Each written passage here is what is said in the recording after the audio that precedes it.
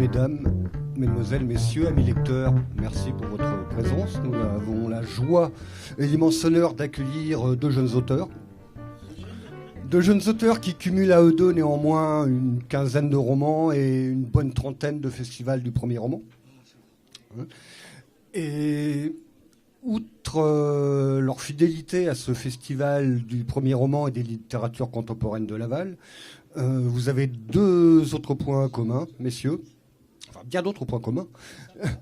Notamment celui d'être à la fois journaliste et écrivain et de jongler avec les deux formes d'écriture.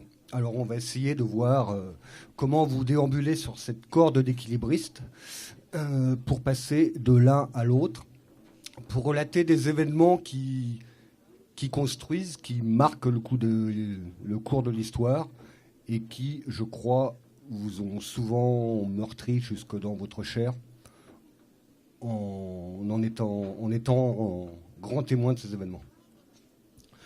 Sorge. Ah non, c'est Yaya.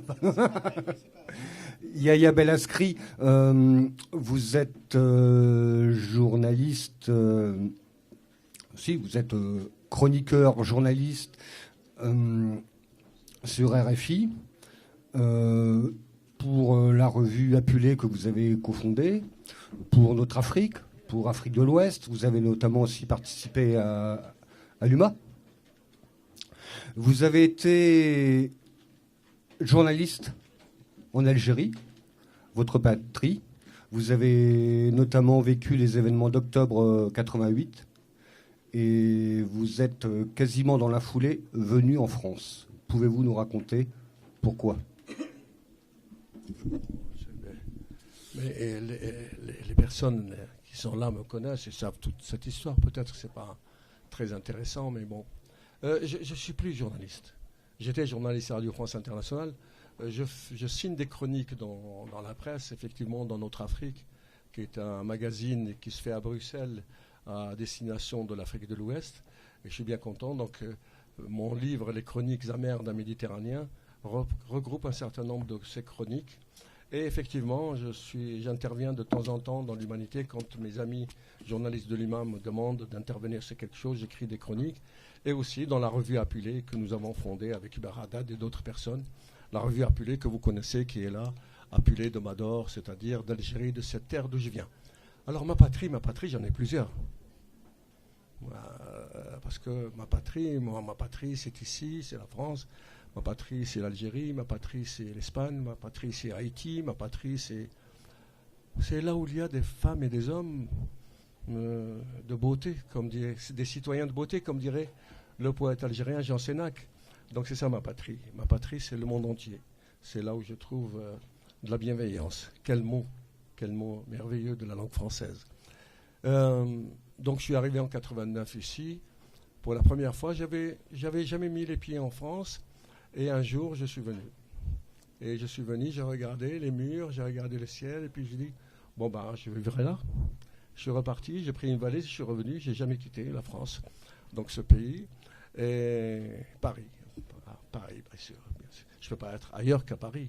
Je suis d'Oran. Enfin, quand un Algérois me parle, et un Oranais ici, il sait, on ne dit pas que je suis d'Oran, on dit que je suis de Haut-Rang. H-A-U-T-R-A-N-G. Parce qu'en fait, quand on dit algérien, c'est Alger, rien. Et algérois, c'est les rois. Donc nous disons que nous sommes de haut rang. Voilà. Et donc voilà, l'histoire, c'est les événements d'octobre 88 où la jeunesse algérienne est sortie pour contester le pouvoir et l'armée algérienne est sortie dans les rues à tirer plusieurs milliers de morts. Et ce n'était pas ma génération qui est morte. C'était des jeunes qui avaient entre 15 et 20 ans. Ça, c'était la défaite. Pour ma génération, c'était une défaite. Et donc la plupart d'entre nous ont quitté le pays, ils sont partis ailleurs, s'inventer, sous d'autres cieux, aux États-Unis, en Allemagne, en France. Il y a eu plusieurs qui sont partis. Mais les gens qui étaient avec moi, nous étions, pour vous donner un ordre d'idée, nous étions à peu près 30 à 35 personnes, filles et garçons, qui avons vécu cette période-là. Il y a eu un seul qui est resté, juste de ce groupe-là. Un seul qui est resté en Algérie, et tous les autres sont partis. Voilà. Et nous nous retrouvons entre Oranais une fois par an à Paris. Comme une petite secte sympathique. Et alors, pourquoi vous êtes parti? Par opposition au régime, pour pouvoir mieux traiter l'information plus libre de ces événements, de la suite de ces événements? J'ai dit le mot. J'ai dit le mot, peut-être qu'il est passé inaperçu. J'étais défait. C'était la défaite. La défaite de ma génération. Ma défaite. Donc je n'avais plus rien à inventer et j'avais besoin d'aller ailleurs pour voir si l'herbe est plus verte, comme on dit. C'est-à-dire aller me réinventer ailleurs. Alors se réinventer, c'est toujours une tâche ardue. Parce que quand on quitte un endroit, une terre, une ville, un pays, on quitte beaucoup de choses. On quitte sa famille, on quitte ses amis. Et toute cette trajectoire qu'on a construite, consciente et inconsciente, avec tout ce qu'il y a, tout ce que ça charrie, est interrompue, brisée. Et là, quand on arrive dans ce nouveau lieu, en l'occurrence la France, il y a une tentation extraordinaire. C'est de se retourner. Et quand on se retourne, c'est fait, c'est fini. Pourquoi? Parce qu'en se retournant, on va trouver tous les cailloux qui sont derrière nous. Et on sera tenté de les ramasser. Et ça ne finit jamais de ramasser ces cailloux. Et on n'en revient pas. Ça s'appelle la nostalgie. Ou alors, il y a l'autre possibilité. C'est-à-dire de voir l'avenir. Et de croire, d'avoir l'espérance chevillée au cœur. L'espérance, c'est-à-dire croire sans preuve, pour ceux qui sont attachés au christianisme. Et donc, à ce moment-là, faire en sorte de s'inventer à nouveau et d'avancer dans l'amour. Dans l'amour. C'est pas un gros mot, l'amour. C'est un mot merveilleux. C'est-à-dire dans l'acceptation de l'autre, dans sa différence. Quel qu'il soit. Un homme, une femme, quelle que soit sa croyance, sa couleur de peau, croire que c'est une part de moi. Et en fait, c'est une part de moi. Et c'est comme ça que je suis là. C'est pour ça que je suis là. D'accord, merci. Et on va revenir justement sur les aspirations d'écrivains, autant journalistes qu'auteurs. Sorge, on est en France dans les années, en 73 à peu près, se crée un nouveau journal qui relate les mouvements contestataires et révolutionnaires du monde. Vous en êtes des premiers. À cette époque-là, il y a un conflit de l'autre côté de la Manche. On vous dit Coco va voir ce qui se passe. Vous arrivez en Irlande et vous vivez l'événement au plus près pendant plusieurs années. Un conflit, c'est pas votre parti, mais c'est un conflit, une civilisation qui va vous faire. Vous allez vous sentir irlandais. Alors bonjour. C'est très compliqué en fait parce que moi je ne connaissais de l'Irlande que ce qu'en connaissent les guides. L'herbe verte, les moutons, la musique. Et je connaissais que ça et ça m'allait très bien en fait. Et puis un jour j'étais à Dublin et j'ai pris le train pour Belfast. J'avais le temps et donc j'ai pris le train et je suis tombé non pas dans un conflit, non pas dans les troubles, comme disent les Britanniques, mais je suis tombé dans une guerre. Je suis tombé dans un lieu qui était à quelques heures de chez nous. J'entendais à la radio l'IRA un mort, les Britanniques 2 morts, comme si c'était un match de football. Depuis des années, on nous parlait, on entendait le mot guerre de religion, ce qui est tellement absolument faux. Et brusquement, je me suis retrouvé dans une vraie guerre. J'étais jeune. J'ai vu mon premier fusil, j'ai vu mon premier mort, j'ai vu mes premières émeutes, j'ai vu mes premiers chars blindés militaires. Au fait, oui, on parle de guerre civile en Irlande. Je ne pensais pas que l'armée britannique était une armée civile. Je vous le dis juste comme ça. Et donc, moi, je suis jeune à ce moment-là, et je vois des gens qui sont interdits de parler leur langue. Parler la langue irlandaise était un délit, depuis toujours. Les chants irlandais sont interdits, les danses irlandaises sont interdites, ou tolérées. Mais en tout cas, le drapeau irlandais qui est le vert, blanc, orange, le drapeau national, le drapeau qu'on voit partout, le drapeau légal, le drapeau officiel depuis 1921, ce drapeau-là, lorsqu'il pendait à une petite maison, républicaine dans un ghetto, comme on disait alors, les blindés s'arrêtaient, un Britannique montait sur le toit du blindé, arrachait le drapeau et le jetait par terre. Quand on a 17-18 ans et qu'on assiste à ça, eh ben les moutons ne suffisent plus. Et l'herbe verte ne suffit plus. Et les chansons ne suffisent plus. Et l'Irlande telle qu'on la connaît, telle que nous en parlent les guides, ne suffisent plus. Et brusquement, on se retrouve dans quelque chose que l'on n'imaginait pas, une guerre au cœur de l'Europe. Quoi que les Britanniques disent, quoi que les Britanniques fassent, quoi qu'ils prétendent en disant que c'était juste du maintien de l'ordre, comme le maintien de l'ordre en Algérie, je vous rappelle. On n'a jamais parlé de la guerre d'Algérie, du maintien de l'ordre. Bon, j'ai fait dire une grosse bêtise. Mon œil. Je tombe dans une guerre. Et je tombe dans une guerre qui me touche d'autant plus que ceux qui se battent ne sont pas des gens qui veulent mettre les protestants à la mer ou les Anglais à la mer ou je sais pas qui à la mer. Non. Les gens qui se battent sont des catholiques irlandais qui se battent dans un endroit qui a été créé en 1920 qui s'appelle l'Irlande du Nord, 6 comtés, non pas l'Ulster. L'Ulster aussi a été coupé en 2 par les Britanniques. L'Irlande du Nord, 6 comtés, qui est revendiqué par les protestants d'Irlande du Nord qui sont majoritaires et par les Britanniques comme un État protestant pour le peuple protestant. Quand on dit protestant, qu'est-ce qu'on dit en Irlande du Nord? C'est pas la religion protestante, évidemment, elle est là. Mais ce sont tous les descendants de colons écossais, anglais, depuis 800 ans qui sont arrivés dans les chevaux, dans les traces, dans les carrioles des soldats britanniques qui sont installés dans le nord-est de l'Irlande. C'est-à-dire que l'Irlande du Nord, le nord-est de l'Irlande, était peuplé majoritairement par des colons qui s'étaient installés sur des terres irlandaises et les Irlandais avaient été chassés vers l'ouest, vers le sud. C'est un schéma qui est extrêmement simple. Après, lorsqu'on nous dit mais c'est une guerre de religion, ah bon? C'est comme si on m'avait dit la guerre d'Algérie, c'est une guerre entre les chrétiens et les musulmans. Comment ça? C'est une guerre nationale. C'est une guerre de gens. Les catholiques irlandais sont des républicains. Les protestants d'Irlande du Nord sont des loyalistes, sont loyaux à la couronne, veulent l'union avec la couronne britannique. Et moi, je suis arrivé, c'en était là. Ça a changé aujourd'hui.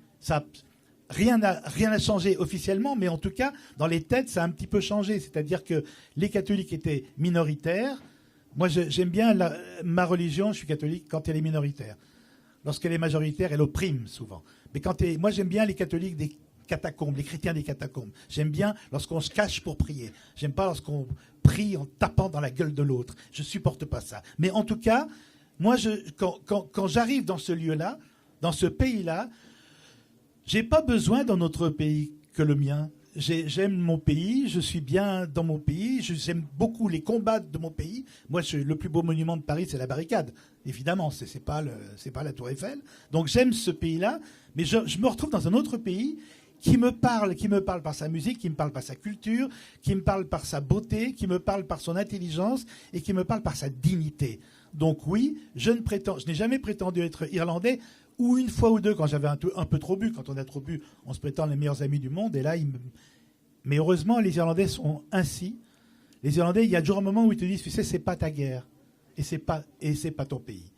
Donc tu es là, tu es le bienvenu, on t'aime pour ce que tu es, pour ce que tu fais. Mais n'oublie jamais que jamais tu ne seras Irlandais parce que c'est notre guerre, ce n'est pas la tienne. Et ça, c'est bouleversant parce qu'il y a des combattants d'autres combats qui font croire à ceux qui arrivent. Il n'y a plus de brigade internationale, ça n'existe pas, ça. Donc, ils font croire à ceux qui arrivent qu'ils font partie du peuple. Les Irlandais ont toujours fait extrêmement attention de donner la possibilité à ceux qui les aimaient, à ceux qui les soutenaient, à ceux-mêmes qui combattaient à leur côté, ils leur ont toujours donné la possibilité d'une porte de sortie. C'est-à-dire, on te rappelle que tu n'es pas Irlandais, on te rappelle que tu es comme un frère, mais cette souffrance, cette colère, ce chagrin, tout ce que l'on a vécu, nous, jusqu'à présent, tu ne l'as pas vécu, ce qui n'empêche que tu es des nôtres, mais ne te revendique pas des nôtres, parce que si tu te revendiques des nôtres, tu vas être obligé d'en prendre tout le poids, toute la responsabilité, y compris la mort. Et donc, moi, ce que j'ai aimé, de choisir un camp. Et quand tu es journaliste, la difficulté quand tu es journaliste, c'est que c'est un journal que tu fais, c'est pas un tract. Tu finis pas tes articles avec des points d'exclamation. Donc moi, ce qui m'intéressait, c'était tout de suite, et ça m'a intéressé tout de suite, et d'ailleurs j'étais à Libération à l'époque, et l'intelligence de ce journal, je l'ai croisé, je vous le dis, c'était à l'époque. 2 fois, j'ai croisé l'intelligence de ce journal, Libération. Première fois, je devais couvrir, mais c'est juste une petite aparté, mais c'est important dans un moment où l'intelligence a un petit peu disparu. Je devais couvrir les Palestiniens sur le Proche-Orient. On m'avait demandé de couvrir, c'est-à-dire d'aller avec les Palestiniens pour rendre compte de la cause palestinienne. Serge July, le patron de Libération, m'a dit « Je ne veux pas que tu y ailles avant que tu ailles souffrir avec les Israéliens. Tant que tu n'auras pas pris des bombes, des obus, des missiles palestiniens sur la gueule, dans la bande, en Galilée, je veux que tu comprennes les deux douleurs, que tu comprennes les deux peurs. Je veux que tu sois bombardé avec les Israéliens et bombardé avec les Palestiniens, mais que tu saches qu'il y a deux peurs et deux camps. » Ça a été, je trouve que c'est d'une intelligence folle, parce que c'est vrai que la première fois que je suis arrivé en Israël et que j'ai pris effectivement des pélos, comme on dit, palestiniens, c'est vrai que tu es obligé de tenir ça en compte toujours, quelle que soit la raison pour laquelle les obus ou les missiles ont été tirés. En tout cas, tu es dans des familles qui pleurent d'un côté, tu es dans des familles qui pleurent de l'autre côté. L'Irlande, pareil. L'Irlande, c'est pas mon journal qui me l'a dit, et c'est en ça que je les aime, c'est que les Irlandais, eux-mêmes, les catholiques, les républicains irlandais, me disaient, reste pas dans nos pattes tout le temps, va comprendre, écouter, entendre la peur de l'autre. Si tu ne comprends pas la peur des protestants d'Irlande du Nord, si tu ne comprends pas leur angoisse d'être dans une Irlande unie, si tu ne comprends pas même leur angoisse du fait que nous ayons, disent les catholiques, que nous ayons un jour les mêmes droits qu'eux, parce qu'ils se battaient pour ça, que chaque homme en Irlande et chaque femme en Irlande du Nord aient les mêmes droits, un homme, un vote, une femme, un vote, c'est-à-dire que les catholiques d'Irlande du Nord, en 69, ils n'avaient pas le droit de vote. Les catholiques en Irlande du Nord n'avaient pas les mêmes accès au travail, à l'emploi, au logement, etc. Et bien, quand un catholique d'Irlande du Nord, un républicain irlandais, me disait « va en face pour comprendre ce qui pousse notre ennemi à être violent, va écouter sa peur, va écouter son angoisse d'être submergé par nous, les catholiques, et tant que tu n'auras pas écouté ça, tu ne pourras pas comprendre ce qui se passe en Irlande du Nord. » Pour ça, j'ai aimé et j'aime ce peuple, parce qu'il m'a demandé, il m'a prié d'aller écouter ce que son ennemi voulait pour comprendre la totalité du combat. Yaya, votre cheval de bataille, c'est dénoncer l'oppression des peuples, et une de ses conséquences qui est l'exil. On retrouve ça dans vos chroniques, mais aussi dans vos romans, dans ce thème. Vous avez écrit « Dirigé par des potentats qui s'accrochent au pouvoir, nombre d'États africains n'ont rien d'autre à proposer aux populations que le désespoir et l'exil ». Des thèmes qu'on retrouve dans vos romans, quelque chose que vous dénoncez dans la plupart de vos chroniques qui sont présentes dans cet ouvrage. Est-ce que vous êtes aux aguets sur le moindre élément qui pourrait changer le cours de l'histoire dans ces pays? À mon humble place, parce que je n'ai pas de place, c'est la place que me donne la communauté, que vous me donnez. Je ne réclame aucune place. Dans mon humble place, et je me rappelle que Saint Augustin disait que rien de ce qui est humain ne m'est inconnu. J'ai un autre ancêtre. Saint Augustin, c'est au 5e siècle. J'ai un autre ancêtre, c'est l'émir Abdelkader, résistant à la colonisation française au 19e siècle, et qui disait « Kullu kawnin dhaka kawni » tout être est mon être. 14 siècles de différence, ces deux hommes, l'un chrétien, l'autre musulman, disaient la même chose. Je suis de là. Et je viens de là et je viens de l'indicible. Enfant, mon enfance a été écrasée par la guerre d'indépendance algérienne. Enfant, j'ai vu mon père à genoux, le fusil du soldat sur sa nuque. La figure du père a chuté. Fini. Je n'avais plus d'estime pour mon père. L'enfance. Enfant, j'ai vu mon frère sur un camion piétiné par les soldats. Piétiné. On marchait dessus. Je suis enfant et je vois ça. C'est fini. Le frère, c'est fini. Il n'y a plus de figure tutélaire qui puisse me faire avancer vers le monde. Je viens de là. Et par conséquent, je ne peux pas être ailleurs que auprès de celles et ceux qui souffrent. Mais sans dénoncer, moi je n'ai pas pour tâche de dénoncer. Juste me tenir à côté de ces femmes et ces hommes, quels qu'ils soient. de quelque croyance qu'il soit, comme je l'ai dit tout à l'heure, alors je me sens profondément, mais profondément, de toutes ces femmes et tous ces hommes, ceux qui traversent la Méditerranée et qui meurent dans la Méditerranée, c'est plus une mer, c'est un cimetière depuis longtemps. Ceux qui meurent dans le désert, celles et ceux qui meurent, celles et ceux qui sont violés par les gendarmeries et les polices de ces pays frontaliers, ceux qui sont rejetés, qui sont jetés, qui sont humiliés, parce que l'humiliation, je sais ce que c'est. Ce super Syrien avec son enfant qui arrive à la frontière hongroise et une journaliste hongroise qui lui fait un croche-pied et qui tombe avec son enfant. Cet homme se rappellera toujours cette humiliation. Et vous savez quoi? Le petit qui n'est pas conscient, qui ne sait rien, lui aussi sera traversé par cette humiliation. Parce que l'humiliation que je connais, elle me traverse toujours. Mais elle fait que je suis aujourd'hui un être qui a délibérément choisi, parce que ce sont des choix qu'on fait même inconscients, d'aimer. Albert Camus dit cette phrase sublime: il y a de la malchance à ne point être aimé. Il y a du malheur à ne pas aimer. Moi, je suis de ce niveau-là. Et donc, par conséquent, bien sûr, je ne défends pas, je ne suis pas porte-parole, je suis un écrivain, je suis juste à ma place, je vous dis, et puis il n'y a rien, je fais, mais ça me concerne, tout me concerne. Un Palestinien qui chute, c'est un frère. Un Israélien qui chute, c'est un frère. Fondamentalement, je le dis, je le redis. Tout homme, toute femme qui chute, qui est agressé, on m'agresse, c'est une agression directe, personnelle pour moi. Et je les pleure et je parle d'eux. Voilà, c'est à ce niveau-là, c'est tout.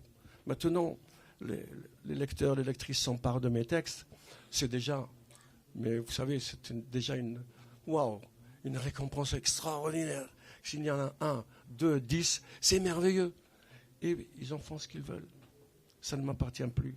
Moi, ce qui m'appartient, c'est d'écrire et de parler de ces femmes et ces hommes qui me concernent. Alors, justement, en tant que grand témoin, est-ce que vous êtes à l'affût de ces petits déclics qui pourraient changer tout ça? Oui, bien sûr. Est-ce que vous êtes aussi grand observateur avec cette espérance de... Bien sûr, qu'il y a un retournement de situation? Bien sûr, moi, il y a une chose que je ne fais jamais, je ne regarde pas les télés. Bien sûr, comme beaucoup de monde ici, on ne regarde pas la télé, ce n'est pas la peine. Mais je suis à l'affût de la moindre information. Vous savez, il y a un événement qui s'est passé, entre autres. Il y a un avion de la Germanwings, si vous vous rappelez, qui est parti de Barcelone pour aller en Autriche. Et cet avion, le pilote, a décidé de se suicider et d'emmener tout le monde avec lui dans les Alpes suisses. Et donc, il va chuter sur une montagne et tout le monde meurt. Il y a 130 ou 150 passagers parce qu'il voulait se suicider. Le lendemain, dans la presse à Paris, je vois, tout le monde parle de ça. Sauf que le même jour, nous sommes au Nigeria, et qu'il y a des islamistes qui attaquent un internat catholique et qui tuent 150 enfants. Il n'y avait pas une ligne. Moi, j'ai écrit sur cela. Ça ne veut pas dire que ceux qui sont morts dans la Germanwings ne m'intéressent pas, mais ces enfants qui ont été tués tout simplement parce qu'ils étaient chrétiens. Je viens de l'islam, moi. Mais parce qu'ils étaient chrétiens, ce sont les miens. Et donc, j'ai parlé de cela, j'ai écrit, et je suis révolté par ce fait-là. C'est ça mon travail. Chaque fois qu'il y a un homme ou une femme qui chute quelque part, j'essaye de prendre la plume et d'écrire. Si ce n'est pas dans mon roman, c'est dans une chronique que je publie, c'est dans un texte. Et c'est toujours, par exemple, dans Apulé, j'ai écrit sur la question du terrorisme en travaillant sur Albert Camus. Ben oui, il faut dire non au meurtre. Non. C'est pas possible de tuer un homme ou une femme, quel qu'il soit, pour quelques raisons. Alors ça ne veut pas dire que je suis niais ou... Non, je comprends les enjeux. Mais les enjeux ne doivent pas cacher qu'il y a quelque chose de sacré. C'est la vie. Sans Chalandon, est-ce que la paix en Irlande est établie? Est-ce qu'elle est fragile?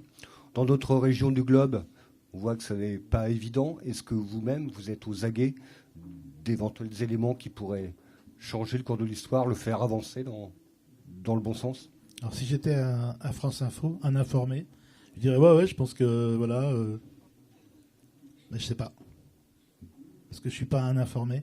Mais j'aime bien les informés de France Info parce que vous les interrogez sur n'importe quoi, ils ont réponse à tout, alors qu'ils ont les mêmes sources d'informations que nous, quoi. Ils ont les radios, ils ont les télés, ils sont là. Après, ouais, je pense que Netanyahou là, il est en train. Ah bon? Il t'a appelé, Sur la paix en Irlande, ce que je sais, c'est que d'abord les armes ne parlent plus. Il faut savoir, moi j'aime bien quand on dit que l'IRA a déposé les armes, ou elle a rendu, mais les a rendues à qui, mon Dieu? Non, elle ne les a pas déposées, elle ne les a pas rendues.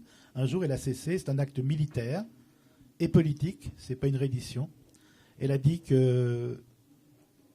Parce que Tony Blair, tiens, on en parle très peu, Tony Blair. Tony Blair, un jour, a dit, je propose qu'on se mette à une table de négociation. Ce que les Républicains demandaient depuis 1969, lorsque leur cri de guerre, c'était un homme, un vote, comme les Noirs américains aux États-Unis. Dès l'instant où la table de négociation s'est ouverte, l'IRA avait dit, dès qu'il y aura négociation, on dépose les armes. Ils l'ont fait. Unilatéralement, ils ont déposé les armes. Les autres ont mis beaucoup de temps à les déposer, mais en tout cas, les armes ont été déposées. Ce qui veut dire qu'un jeune, aujourd'hui, en Irlande du Nord, lorsqu'il est en retard et qu'il ne rentre pas à la maison, c'est qu'il a bu un coup de trop, c'est qu'il dort chez une copine ou chez un copain, mais il n'a pas une balle dans la tête. Ça, c'est sûr. Maintenant, ça fait 27 ans que l'on n'a plus peur que ces enfants ne rentrent pas à la maison, soit parce qu'ils sont dans un groupe paramilitaire, soit parce qu'ils ont été tués par les paramilitaires, mais en tout cas, lorsqu'ils rentrent, lorsqu'ils sont en retard, on a peur de tout, sauf de ça. On a peur pour sa moralité, on n'a pas peur pour sa vie. Les catholiques irlandais ont une particularité par rapport aux protestants d'Irlande du Nord, dans le monde en général, ils font des enfants. Donc un catholique fait, disons, 2,5 enfants, un protestant 1,2. Donc ce qui devait se passer, s'est passé. Les protestants d'Irlande du Nord, désormais, sont minoritaires. C'est nouveau. Il a été dit toujours que les protestants, on disait toujours 1 million de protestants, 500 000 catholiques, c'est terminé. Les catholiques, donc les républicains, donc les nationalistes d'Irlande du Nord, sont désormais majoritaires dans le pays. Ça veut dire quoi? Aucun catholique d'Irlande du Nord n'a jamais dit les protestants dehors, jamais. Les catholiques d'Irlande du Nord, donc les républicains d'Irlande du Nord, les nationalistes d'Irlande du Nord. Alors le mot nationaliste et républicain, là-bas c'est un joli mot. Hein, parce que généralement, nationalistes, on dit ah ouais d'accord. Non, là-bas c'est un joli mot. L'antinationalisme, c'est le luxe des gens qui ont une nation et qui ont un pays. Là, il se trouve que les catholiques sont majoritaires. Ça veut dire quoi? Ça veut dire que dans les accords de paix du Vendredi Saint, il est écrit, si la majorité du peuple d'Irlande du Nord le réclame, il peut y avoir un changement administratif, un changement constitutionnel. Ce qui veut dire que tant que la majorité d'Irlande du Nord ne le demandera pas, il n'y aura pas de changement. Il y aura l'Irlande du Nord, 6 comtés, la République d'Irlande, 26 comtés, on reste comme ça, comme depuis 1921. Désormais, les républicains et les britanniques et les américains, qui ne sont jamais bien loin, et les loyalistes ou les unionistes d'Irlande du Nord les plus conscients, sont en train de travailler à l'idée du référendum. Le référendum, ça veut dire qu'un jour, non pas l'Irlande du Nord, toute l'Irlande, nord et sud, vont voter oui ou non, voulez-vous rester dans le Royaume-Uni. Ça, c'est obligatoire, c'est une avancée, c'est dans les accords de paix. Donc il y a un moment donné où la question va être posée aux Irlandais, voulez-vous être Irlandais, avec un passeport irlandais, avec Dublin comme capitale, ou voulez-vous que l'île soit encore divisée en deux, comme depuis 1921, et voulez-vous qu'il y ait une partie qui reste au Royaume-Uni. Ce référendum va avoir lieu.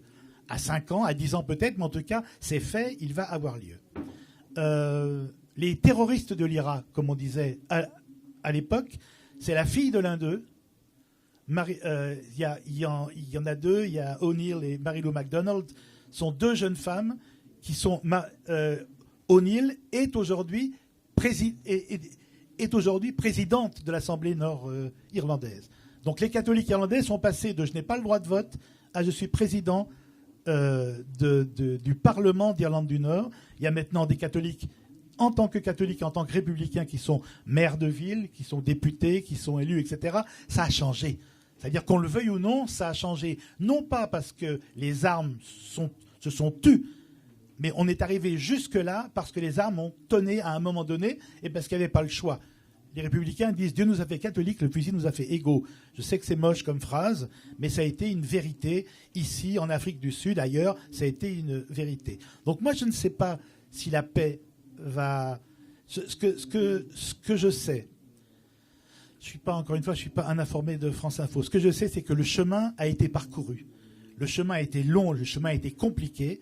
Mais aujourd'hui, nous sommes dans un endroit où catholiques et protestants, les ennemis d'hier, pas les adversaires politiques, les ennemis armés d'hier, ils siègent dans le même Parlement, sous un même toit. C'est compliqué, c'est difficile, il y a de la méfiance tout le temps, mais en tout cas, ce ne sont pas des adversaires politiques, une fois encore, ce sont des hommes qui, de chaque côté de la barricade, tiraient sur l'autre. Aujourd'hui, ces gens-là essayent à peu près de gérer les 6 comtés d'Irlande du Nord. Maintenant, et c'est une chose qui est magnifique, je trouve, ce référendum. Et si la majorité de la population d'Irlande du Nord du Sud et du Nord disait ben non, on n'a pas envie d'être irlandais. Ben non. En fait, on va rester comme c'est. Eh ben on restera comme c'est. Parce que les urnes auront parlé, parce que les gens auront parlé. Il y aura peut-être quelques OAS catholiques ou protestants qui seront très en colère, mais en tout cas, l'idée c'est que ce référendum va donner la couleur de l'Irlande à venir et que ce sera respecté. Il y avait une très belle phrase de Gerry Adams, il y a déjà longtemps, président de Sinn Féin, le parti politique républicain, parti de l'IRA, qui disait, vous savez, aux gens, à son propre peuple, nous avons souffert pour vous, nous avons été emprisonnés, nous avons été tués, nous avons été torturés pour vous, et pour vous donner le droit de voter contre nous. Et ça, je trouve ça formidable. C'est-à-dire que je n'ai jamais entendu ça nulle part. C'est si, à un moment donné, parce que c'est le seul espoir, si la population, si la majorité dit non à l'Irlande unie, ben, il n'y aura pas d'Irlande unie et on continuera comme c'est. Peut-être que, mais en tout cas, les armes, chaque arme et tous ceux qui connaissent la lutte armée, tous ceux qui savent ce que c'est que les combattants, tous ceux qui savent ce que c'est qu'une guerre, chaque arme, chaque jour rouille l'arme. Et reprendre les armes est impensable. Et je l'ai su comment, moi, ça? Comment est-ce que je l'ai su? Un truc tout bête. C'est pas l'informé de... C'est pas l'informé de France Info, je suis dans une file d'attente au Parlement, une file d'attente des parlementaires. Et je suis avec mes copains, il se trouve, copains républicains, et derrière moi, je reconnais quelqu'un, je me dis, mon Dieu, mais c'est pas possible. Et c'était un député loyaliste, et c'était un tueur. Quelqu'un qui avait fait de la prison pour avoir tué des catholiques, des républicains. C'était un tueur qui faisait la file d'attente avec nous. Et il a demandé à mon copain, qui s'avère être un traître, mais je ne savais pas encore à l'époque, Dennis Donaldson, Dennis passe et prend un yaourt. Donc c'était des plateaux repas. L'autre, le tueur, passe, prend une pomme. Et Dennis dit, je peux échanger ta pomme contre mon yaourt? Ça, c'est la paix. Ça, c'est la paix. Ces deux hommes qui ont été en face l'un de l'autre, l'un et l'autre étant dans le viseur de l'autre, quand tu échanges une pomme avec un yaourt dans un lieu comme un parlement irlandais, tu n'as pas la possibilité morale, physique, humaine de revenir en guerre. Donc il y aura sûrement, comme dans tous les conflits, il y aura des contres, il y aura des dissidents, il y aura des soubresauts, il y aura des sursauts, mais les républicains, les loyalistes, les britanniques, tout le monde maintenant dit ça suffit, on n'est plus dans les années 70, ça suffit, il faut qu'on trouve une solution. Et cette solution, je pense qu'ils sont en train de la trouver petit à petit, et ça, j'y crois. Merci Sorge. Question pour tous les deux, messieurs. Parmi tous ces événements que vous avez couverts, dont vous avez été grands témoins et qui vous ont profondément émus, dans vos tâches respectives de romancier, de journaliste, quelle est la part de témoignages pour lesquels vous avez dit ça, je le rapporte pour mon média, ça, je le garde pour un bouquin? Yaya.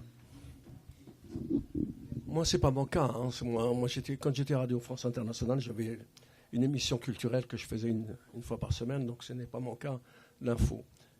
L'expérience de Sorge est beaucoup plus importante et tout ça, parce que tu es sur le terrain, très différent. Oui, néanmoins, quand on travaille pour un média, on a une certaine retenue à avoir. Oui, mais... Qu'on peut peut-être exploiter après davantage dans le roman. Non. Alors, tout ce que j'ai fait comme journaliste, moi, ne m'a jamais servi pour la littérature, jamais. Non, après, c'était une autre page. Quand sort mon premier roman, j'étais encore à RFI, Et là, j'ai pris un pari et j'ai dit, OK, c'est ça ce que je veux faire. Et je pars de RFI. Le bus dans la ville. Le bus dans la ville. Donc là, j'étais fauché, tout ça. J'avais un salaire et j'ai abandonné ce salaire pour être fauché et écrire la littérature. Donc voilà, c'était un choix. Mais je n'étais pas confronté à ça. Sauf que je suis attentif, bien sûr. Comme beaucoup de monde, comme nous toutes et tous. Nous sommes attentifs de ce qui arrive un peu. Parce que il ne faut pas croire qu'on est loin. La guerre en Ukraine, c'est pas loin, c'est là. Et la guerre à Gaza, c'est pas loin, c'est là. Et puis ce sont les nôtres. Quand la Syrie a chuté, nous sommes nombreux à avoir chuté, si ce n'est pas toutes et tous, à avoir chuté parce que ça nous concerne. Donc, je suis attentif, bien sûr, et je ne fais pas de choix. Pour moi, chaque guerre... Vous savez, on parle de l'Ukraine, on parle de Gaza, mais personne, et beaucoup de monde en tout cas, a oublié qu'au Nord Kivu, on assassine par centaines et par milliers, encore aujourd'hui. Aujourd'hui, le Nord Kivu, au Sud-Soudan, il y a une guerre effroyable. Il y a des gens, des enfants qui meurent de famine. En dehors du fait que en Somalie, et dans beaucoup d'endroits. Donc, il y a des guerres partout. Et bien sûr qu'il faut être là, attentif, et dire à chaque fois que c'est possible, dire attention, attention, il y a des frères, il y a des sœurs, il y a des enfants. Ce sont les nôtres, attention, qui sont en train de mourir. Ça, je ne peux pas ne passer à côté. Donc j'essaie dans mes chroniques, chaque fois, de rendre compte de cela. Et en même temps, c'est surtout, moi je m'attache à cette lueur possible. Par exemple, il y a une élection au Sénégal, là, et je viens d'écrire une chronique qui va sortir dans quelques jours, et où je dis, waouh, c'est magique. Un président africain qui a 42 ans. C'est miraculeux. Ils ont tous 90, 96 et tout ça. Voilà. Le président du Sénat algérien, il a 96 ans. C'est pas mal, c'est magique, c'est bien, c'est bien. Il a de l'expérience, il va dire les Algériens, c'est bien. Et il va transmettre cet homme. Donc, 42 ans, il faut se réjouir. 42 ans, c'est miraculeux. Aucun potentat africain n'a quitté le pouvoir gentiment. Soit coup d'État, soit il reste jusqu'à ce qu'il meure. Ils arrivent jusqu'à... J'ai entendu Ouad, à Paris, dire « Je suis l'avenir de l'Afrique ». Oh, c'était beau. Ouad, l'avenir de l'Afrique. Et il voulait se représenter à l'époque. Mais c'était hallucinant, à la Sorbonne. Donc voilà. Alors je me réjouis qu'il y ait Ouad, qu'il y ait ce jeune homme qui arrive à 42 ans. Maintenant, il faut voir ce qu'il va faire. Donc ça, je m'assigne à ce travail-là, toujours avec humilité. Personne ne me lit, c'est pas grave. Mais il y a quelque chose, il y a 2, 3 personnes qui me lisent, 10, mais j'en parle partout. Et puis dans mes romans, j'essaye aussi de traduire cette tragédie que nous vivons. Quand dans mon roman, Le silence des dieux, où je parle de qui est une métaphore dans l'enfermement, comment quand on s'enferme et on s'isole du monde, comment on devient rabougri, et doucement, on grignote sur les libertés des uns et des autres, et comment à un moment donné, c'est le scorpion qui va se piquer lui-même. Il n'a plus besoin d'agression extérieure. C'est de dedans que va surgir l'ennemi, parce qu'on décide que l'autre est différent. Parce que moi, j'ai, en l'occurrence dans ce roman, le plus riche, c'est celui qui a des moutons. Et donc, il est forcément le plus riche, puisqu'il peut se nourrir et nourrir les autres. Et donc, il va essayer de diriger ce village qui est enfermé. L'enfermement, ce sont les régimes autocratiques et les dictatures. C'est ça, fondamentalement. Donc, je n'ai pas besoin de parler d'un dictateur précis. C'est cette métaphore de l'enfermement qui me permet de parler de ceci, de cela. Sorge, qu'est-ce que je peux prendre pour écrire un bouquin? Qu'est-ce que je peux prendre pour raconter aux gens dans mon journal? Moi, tout ce que je vis. Alors, je suis désolé parce que je suis un habitué de Laval, donc j'ai l'impression que j'ai tout dit déjà. C'est pas grave. Puis en plus, avec les réseaux sociaux, avec les interviews qui se promènent, on se dit, mais il a déjà dit. Bah oui, je suis désolé, je suis le même homme, c'est le même travail. Mais moi, j'ai une chose que je fais depuis toujours, mes pages de carnet de reporter. J'ai toujours les mêmes petits carnets à spirale. Et sur toutes les pages de gauche, j'écris... non, toutes les pages de droite, d'abord, c'est important. Les pages de droite, c'est ce que le journal va... C'est ce qui est pour le journal. Les interviews, ce que je vois, ce que j'entends. que ce soit reportage de guerre ou reportage normal, mais en tout cas, tout ce qui va être dans le journal à un moment donné sera sur les pages de droite. Sur les pages de gauche, c'est tout ce que je ressens, qui n'intéresse pas les lecteurs, heureusement d'ailleurs, mais qui n'intéresse pas les lecteurs de journaux, mais en revanche, qui peuvent intéresser les lecteurs de romans. Donc mes romans, en fait, c'est la somme de toutes mes pages de gauche. Exemple, et ça c'est une chose qui est pour moi, j'étais, encore une fois, je suis désolé de me répéter probablement, mais j'étais dans les massacres de Sabra et Shatila, donc des jeunes Palestiniens, des vieillards palestiniens, des femmes palestiniennes tuées par des chrétiens qui ont la Vierge Marie, par des maronites qui ont la Vierge Marie sur la crosse de leur fusil, assassinés, beaucoup à l'arme blanche. Je suis pour Libération dans ce camp-là, et nous assistons, nous sommes 3, nous assistons à la fin des massacres à Sabra et Shatila dans le sud de Beyrouth. Tout ce qui est sur les pages de droite, ça sera dans Libération. Tout ce qui est sur les pages de gauche, j'en ferai un roman qui s'appelle Le 4e mur. L'Irlande, je ne voulais jamais écrire un roman sur l'Irlande, mais un jour il se trouve que j'ai été confronté à ce qui est le pire pour l'être humain, je pense, c'est la trahison. Et un jour, mon meilleur ami, mon frangin d'Irlande, mon frère d'Irlande, j'apprends que c'est un traître. Enfin, les Britanniques le vendent d'ailleurs, c'est rigolo. Enfin bref, c'était un traître. Ça fait 20 ans que j'étais avec un traître, que je parlais avec un traître, que j'aimais un traître, ce traître qui faisait attention à moi dans la rue tout le temps, qui était dans ma famille, j'étais dans la sienne, c'était un traître. Là, tout était sur la page de gauche. J'ai pas pu écrire ça pour le journal parce que j'étais trop près de lui, page de gauche. J'ai beaucoup travaillé sur les marins, pêcheurs. Tout ce qui me touchait chez eux, page de gauche. Et ça donnait une partie de mon livre, L'Enragé. J'ai beaucoup travaillé sur les mineurs, notamment les mineurs britanniques pendant la grève du Yorkshire, Madame Margaret Thatcher. Leur grève sur la page de droite, tout ce que je ressentais, notamment quand j'étais au fond avec eux, etc., page de gauche. La page de gauche et les romans, pour moi, c'est un moyen que mes sentiments, qui n'ont jamais été dits dans le journal, parce que heureusement qu'un lecteur n'achète pas un journal pour savoir ce que pense le journaliste, heureusement. Il y en a qui le font. Hein. Je vais très mal, mais on s'en fout. Donc moi, je trouve qu'un journal sert, quand quelqu'un est sur un terrain, même un terrain de guerre, il est là pour dire ce qu'il voit, ce qu'il entend, mais pas ce qu'il pense, et surtout pas ce qu'il ressent.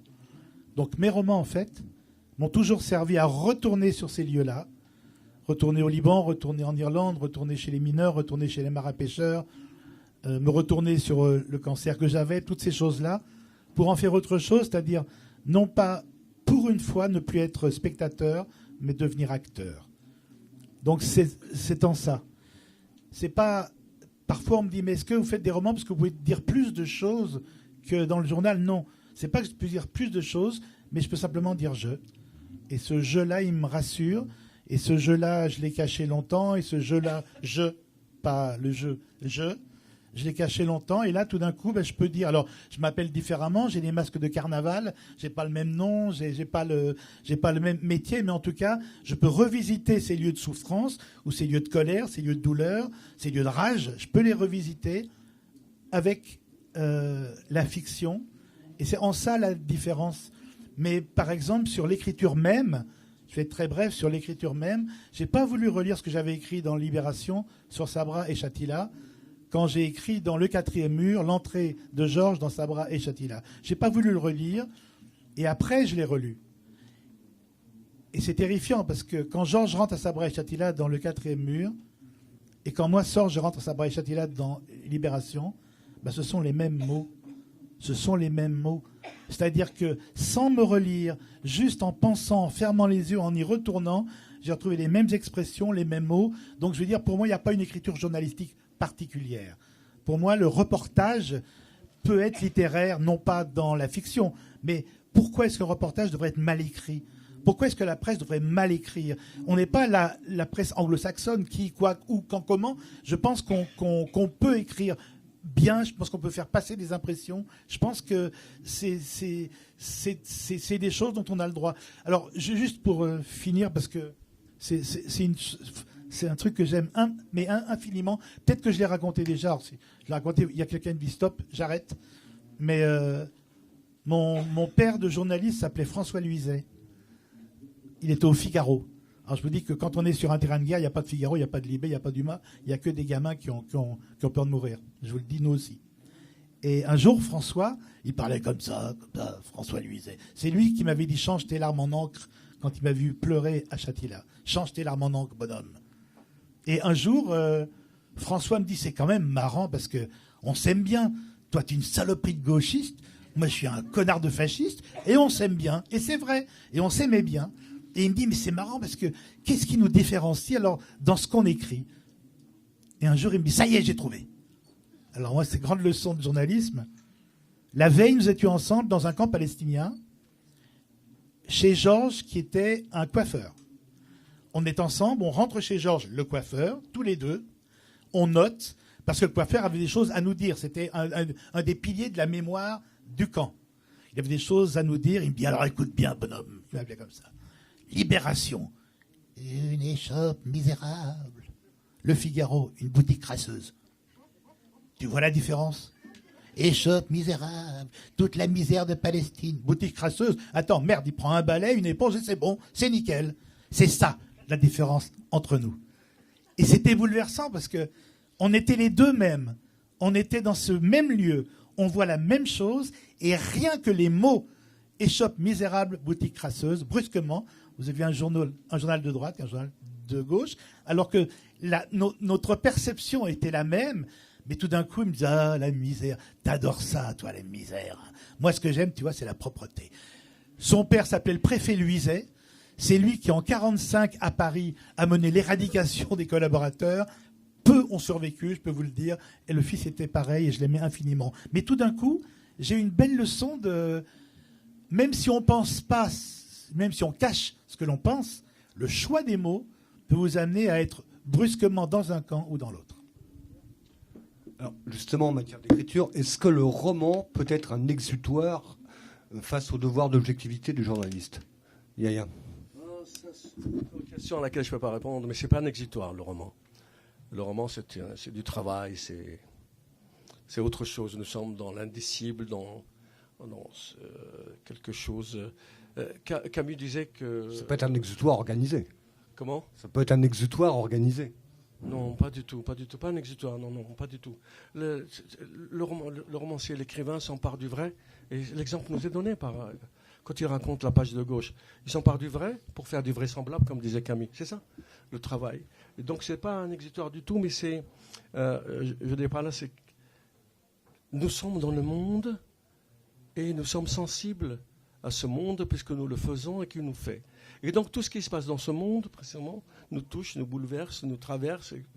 Donc là, par exemple, je rebondis sur ce dont parlait Sorge à l'instant quand il parlait du Liban. J'étais à Beyrouth en octobre, au moment où il y a eu l'attaque de Hamas contre Israël, et j'ai vu les choses basculer, changer dans l'atmosphère, chez la population libanaise. Et juste avant, la veille, je crois, il y avait une rencontre dans le Chouf.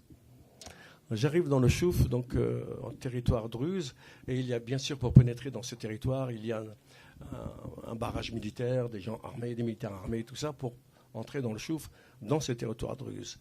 Et donc on passe, et puis on arrive là-bas. Et quand j'arrive là-bas pour la rencontre, qu'est-ce qu'il y a? Les gens qui sont là. Je suis dans le territoire de Sorge Chalandon. C'est assez extraordinaire. Tout de suite, il me revient le quatrième mur, et les gens me parlent de Sorge Chalandon, de son roman, des Libanais, des Libanaises qui sont là et qui sont venus. Et puis il y a un message qu'il envoie. Celui, il est à Paris, mais il envoie un message qui est lu et tout ça, qui était assez bouleversant d'ailleurs, pour moi et pour les autres. Et donc, je voyais le quatrième mur se dérouler, ce roman, et j'ai touché du doigt. J'ai touché du doigt toute la question palestinienne et ce Liban de la guerre civile quand il y a eu le 7 octobre. J'étais là-bas. Et puis cette peur qui s'est emparée des Libanais et des Libanaises. Le 7 octobre, ça s'est passé. Le 7 octobre après-midi, l'aéroport de Beyrouth était pris d'assaut. Les gens tous voulaient prendre un vol. Les gens qui ont de l'argent, bien sûr. Prendre un vol. Le lendemain, le 8, tout le monde voulait partir. Bon, moi j'étais là. Après, l'ambassade de France nous contacte et nous dit... Si vous avez un vol à prendre, même si c'est en fin de journée, monter dès 8 heures du matin et enregistrer et rester en zone internationale. Donc bon, moi je suis parti à 4 heures parce qu'on voit l'été plus tard, mais bon, ça fait rien parce que je pense que s'il y avait quoi que ce soit, je serais comme les autres. Voilà. C'est un peu chez moi, Beyrouth, même si je ne suis pas beyroutain, mais voilà. Donc, Beyrouth, en tout cas dans mon travail, moi, Beyrouth que j'ai vu là récemment, je n'ai pas encore envie d'écrire et je n'écrirai pas encore sur Beyrouth, mais parce que ça va me traverser et ça va mettre du temps. Par contre, j'étais dans les pays en sang et notamment en Ouzbékistan et je suis resté longtemps là-bas en Ouzbékistan et j'ai adoré ce pays, j'ai adoré l'islam asiatique par opposition à ce que je connais de l'islam du monde arabe. J'ai adoré ce pays. Et donc, ça fait longtemps. J'ai pris des photos, j'ai pris des notes, j'ai rencontré des gens et tout ça. C'est maintenant, 10 ans après, que je suis en train d'écrire un roman qui parle de l'Ouzbékistan. Ça fait pour moi, ça prend du temps.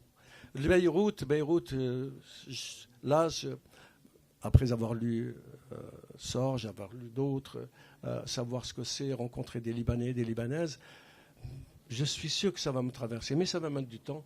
Et un jour, j'accoucherai peut-être d'un roman où Beyrouth sera là. Donc moi, c'est comme ça. Je ne suis pas journaliste d'investigation ou reporter de guerre, non. J'ai été journaliste culturel, mais ça ne m'empêche pas que tout ça me traverse et un jour, ce sera dans mes romans, ce qui ne m'empêche pas de continuer avec les chroniques et je continue. Sorge, le roman exutoire ou job de journaliste? Non. Ou pas? Ni exutoire, ni surtout moyen de se guérir. Parce qu'on me dit toujours, ah ouais, grâce à tes romans, tu guéris, comme ça tu vas pas chez le docteur de la tête. Non seulement tu payes pas un psy, mais en plus tu es payé pour. Alors non, pas du tout. Moi, chaque fois que j'écris un roman, c'est pour partager quelque chose, en fait. Et je ne suis pas toujours sûr que ça fonctionne. Et des fois, j'ai la certitude que ça fonctionne par des tout petits signes comme ça. Quand j'ai écrit mon roman qui s'appelle Une joie féroce sur le cancer, ma femme avait un cancer, j'avais un cancer aussi, et j'ai tenu à garder ce cancer en moi le temps de l'écriture. C'est complètement con, mais enfin voilà, c'est comme ça. J'avais un gentil docteur qui a accepté. Mais en tout cas, quand j'ai écrit ce livre-là et qu'une femme vient me voir dans un salon du livre à Brive, une très belle femme, très grande, avec des cheveux roux, très très beaux, et qui se penche vers moi, qui me dit « Je voulais vous remercier parce que j'ai beaucoup ri avec votre livre, j'avais besoin de rire. Alors merci pour ce livre-là », et qui enlève sa perruque, et qui traverse le salon du livre, extrêmement plus belle encore, comme une combattante avec la perruque à bout de main, comme ça. Là, je sais pourquoi j'ai écrit ce livre-là. Et une autre fois, c'était pour le prix Goncourt des lycéens, et je raconte Sabra et Chatila aux gamins, et je leur dis, vous ne pouvez pas savoir, il y avait mon Pépé Luiset, donc il y avait Samy Kess de l'agence France Presse, et on s'est séparés à l'entrée du camp, parce qu'on ne pouvait plus se voir, on ne pouvait plus parler ensemble. Je voulais le silence. Il y avait que le bruit des mouches, en fait, et des lamentations de femmes très loin. Et jamais, j'ai dit aux enfants, jamais je me sentais aussi seul. Et il y a un gamin tout jeune qui a pris le micro et qui a dit, vous n'étiez pas seul, monsieur, on était là. Et là, tu sais pourquoi tu écris, pas pour autre chose. Je voulais dire juste une chose. Guérir, en fait, on ne veut pas guérir de notre cœur. C'est pas possible. Rester toujours en empathie avec l'autre. Aimer en perdant la raison. Aimer jusqu'à la brûlure, fondamentalement. Donc c'est pas possible de guérir son cœur. Et il n'est surtout pas question de guérir en écrivant un roman. Un roman, on s'en fiche. Ce qui compte, c'est l'être humain. C'est une femme, un homme, un enfant, un vieillard. C'est ça ce qui compte. Et de le défendre partout, à tout moment. Et ne vivre que pour ça. Aimer. Mais alors j'irai plus loin, Yahya, vraiment. Moi, je ne veux pas guérir de mes blessures. Mes blessures, elles sont là, elles restent ouvertes, elles sont mal refermées. Mes cicatrices, elles suintent. La violence de mon père, elle est en moi, c'est mon socle. La violence d'une trahison, c'est mon socle. La violence de ce que l'on a pu voir, toi et moi, dans des lieux épouvantables, c'est notre socle. Et donc, au-delà de ne pas vouloir guérir, je veux conserver tout ça comme étant une part de mon identité. Je ne tourne aucune page, jamais. Les pages, je les laisse ouvertes et je vis avec. Et pour moi, c'est important. Donc, l'écriture n'est jamais un moyen de. L'écriture, c'est juste...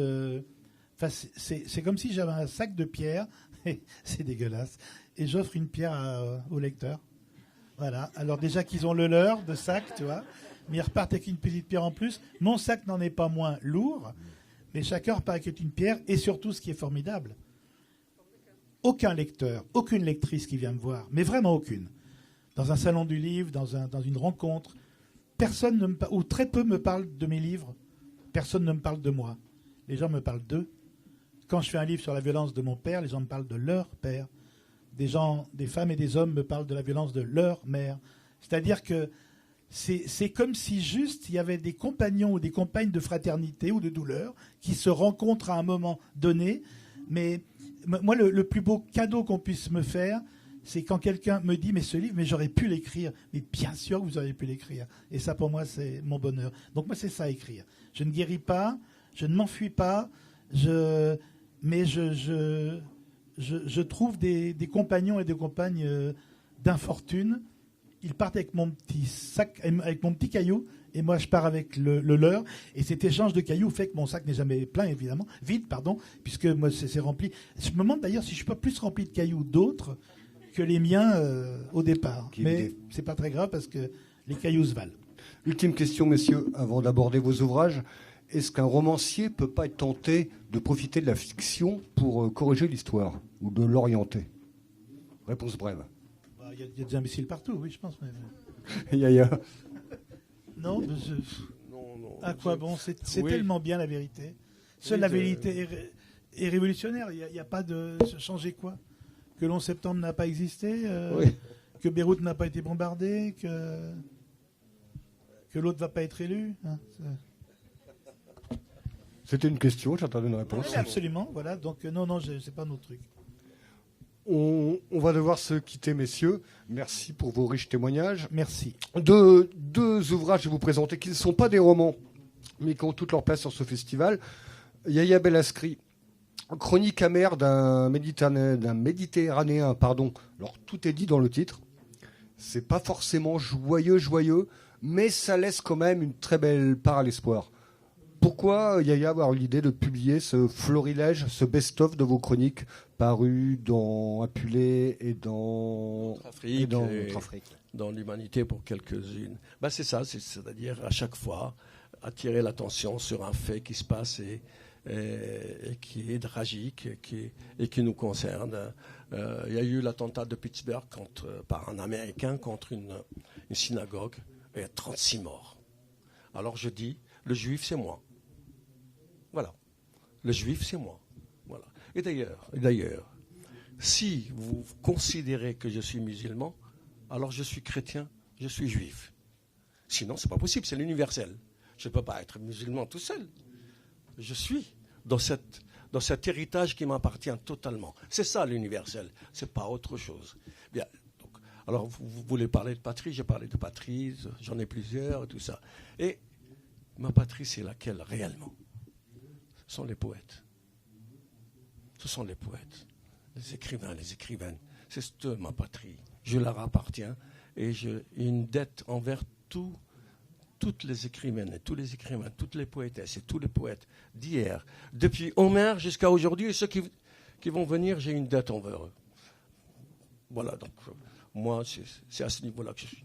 Merci Yaya. Là, c'est pas un best-of, c'est plutôt les œuvres complètes qu'on a. L'épopée de Sorge Chalandon en tant que grand reporter en Irlande. Non, alors, si vous voulez, c'est l'épopée de l'Irlande plutôt. L'épopée de l'Irlande, sous la plume du reporter. Oui, sous la plume du reporter, sous la plume du prix Albert Londres 88. Oui. Pourquoi cette œuvre? Ce gros volume d'œuvres complètes, néanmoins très intéressant. Alors c'est passionnant. J'adore le néanmoins. On va chercher néanmoins dans le dictionnaire. Je suis sûr que c'est. Écoute, parce qu'un jour j'étais à Metz et il y a deux jeunes qui viennent me voir et qui avaient beaucoup aimé mes reportages sur l'Irlande du Nord et qui étaient extrêmement intéressés à l'Irlande. Et ils m'ont dit est-ce que ça vous embêterait si on reprenait tous vos articles de Libération, donc du premier jusqu'au processus de paix, jusqu'à la fin. Je vous rappelle quand même, c'est pas pour me vanter, mais que c'est à Libération, non pas au Times, à Newsweek, non pas au Guardian, non pas au Washington Post, mais c'est à Libération que l'IRA a fait l'interview disant qu'il déposait les armes, ce qui n'est pas rien. Mais en tout cas, tout est là-dedans. Et ces jeunes m'ont dit, voilà, on aimerait prendre tous les articles que vous avez faits sur Libération, tous, et en faire un livre. Je ne les ai pas crus du tout, en fait. J'ai dit oui. Et sauf qu'ils sont revenus 2-3 ans après, puis 4 ans, puis 5 ans, oui, toujours. Ils m'ont dit comment on fait pour les droits.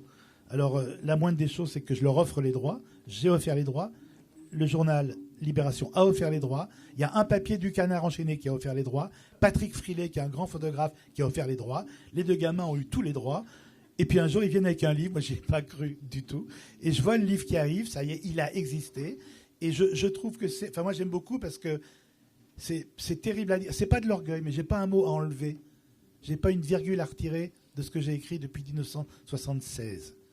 J'aurais écrit, par exemple, sur l'ayatollah Khomeini, en disant « Ah, son regard, si doux ».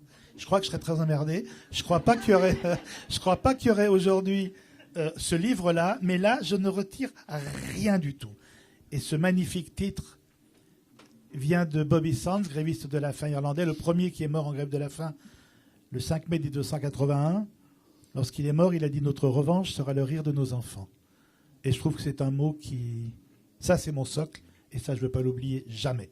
Voilà, donc c'est des gamins qui sont venus, j'ai dit oui, top là, j'y ai pas cru, j'ai eu tort, il est là, il est magnifique, voilà. Mais je n'y suis, alors pour une fois, là, j'y suis pour rien du tout. C'est pas mon éditeur, c'est eux ils ont fait un travail formidable, ils ont mis en page, ils ont travaillé les textes, ils ont mis plein de choses pour comprendre, parce qu'il faut des cartes, des choses comme ça et tout. Et moi, je suis assez béat. Et je suis assez content parce que je leur lis. Ça, sincèrement, c'est un livre de toilette. Toi, tu le lis de temps en temps. Ben oui, bien sûr, c'est pas. Tu te couches pas au lit avec, mais tu te couches pas au lit avec. Non, je veux dire, tu peux le prendre ici, tu peux le prendre là, comme ça.